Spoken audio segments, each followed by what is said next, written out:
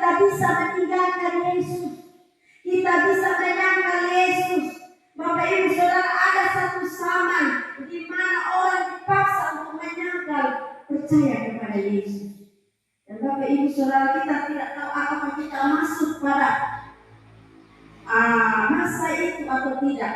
Tapi satu hal, kalau kita memiliki dasar iman yang kuat di dalam Kristus, tidak ada seorang pun yang bisa menyangkal Yesus. Amin. Sebab itu dasar iman kita. Nah, Bapak Ibu Saudara yang dikasih Tuhan, sebagai orang Kristen, kita harus tahu dan kita harus memiliki dasar iman yang benar. Ya.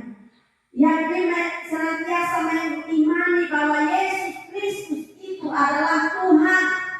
Dia tidak sekedar nabi, dia bukan hanya nabi, dia bukan Elia, dia bukan Yohanes, dia bukan Yeremia, tapi dia Tuhan Allah yang turun ke bumi menyerupai manusia.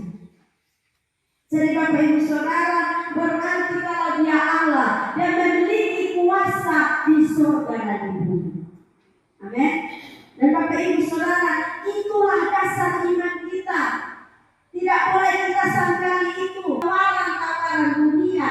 Kita harus memiliki dasar yang kuat bahwa sebagai orang yang percaya kepada Yesus Tuhan, dasar iman kita adalah Yesus sebagai juru selamat kita.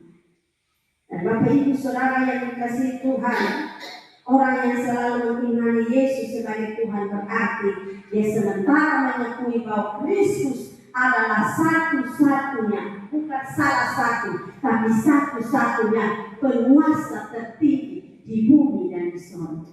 Amin. Dan Bapak Ibu Saudara yang dikasihi Tuhan, kalau kita memiliki dasar iman yang kuat di dalam Kristus, maka kita akan memiliki otoritas mutlak di dalam Kristus. Firman Tuhan berkata di ayat yang ke-19, firman Tuhan bilang, kepadamu akan kuberikan kunci kerajaan surga. Kepadamu, ini janji Yesus kepada saya dan saudara, bukan kepada murid-murid, tapi kepada saya dan saudara pengikut Kristus, bahwa ketika kita sungguh-sungguh percaya kepada Yesus, firman Tuhan berkata, kepadamu, kepada saya, kepada Bapak Ibu semua, kita diberikan kunci kerajaan Allah.